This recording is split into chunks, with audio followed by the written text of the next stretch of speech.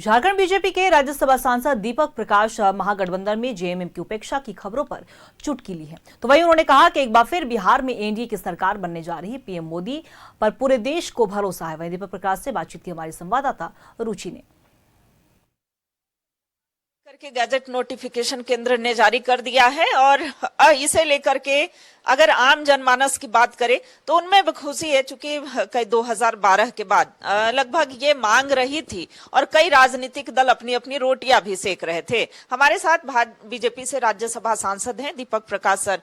देखिए, जब आप स्टेट प्रेसिडेंट थे झारखंड के, तब सभी दलों ने मिलकर के ज्ञापन भी गृह मंत्री को देने का कार्य किया था। सबसे पहले जाति जनगणना की नोटिफिकेशन जाति जनगणना के माध्यम से सामाजिक और आर्थिक पहलुओं पर भी अध्ययन करते हुए उनके लिए विशेष योजनाएं भविष्य में केंद्र सरकार बनाएगी। इसलिए इस पर कोई राजनीति न करे, ये आदेश निर्गत किया है, केंद्रीय अनुकूल हुआ है। इसलिए कोई झारखंड मुक्ति मोर्चा और कांग्रेस के लोग इस पर राजनीति न करें। सर, आप बिहार के चुनाव सह प्रभारी भी हैं बीजेपी से, चुनावी मैदान में सभी कूद चुके हैं और ऐसे में अंत में इस साल के अंत में चुनाव होना है। महागठबंधन के हाल में बैठक हुई थी जिसमें झारखंड मुक्ति मोर्चा को किनारे रखा गया है। महागठबंधन बिहार में झारखंड मुक्ति मोर्चा की वजूद को नहीं मानती है। झारखंड मुक्ति मोर्चा लगातार कहती है कि हम बिहार में चुनाव में अपने प्रत्याशी को खड़ा करेंगे।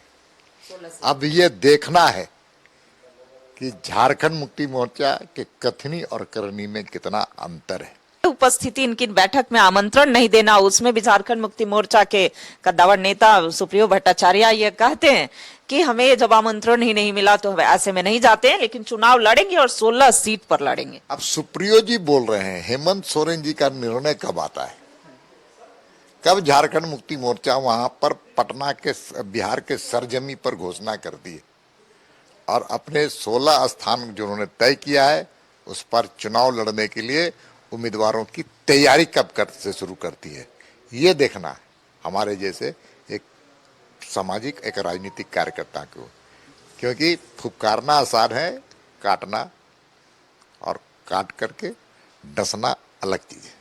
बिल्कुल। प्रधानमंत्री नरेंद्र मोदी 20 तारीख को बिहार पहुंच रहे हैं।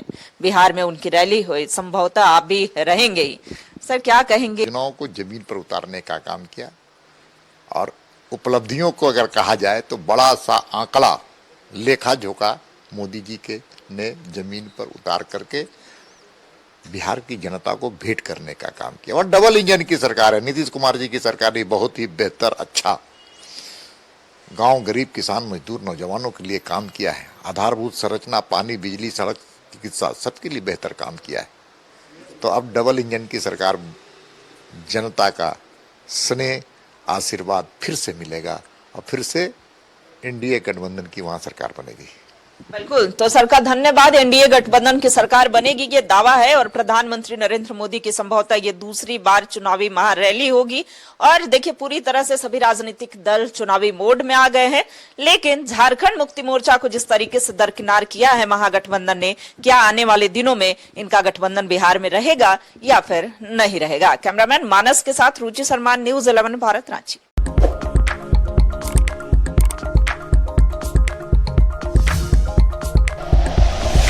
Like and share videos, subscribe करें हमारा चैनल और प्रेस करें बेल आइकॉन। न्यूज़ 11 भारत, सच है तो दिखेगा।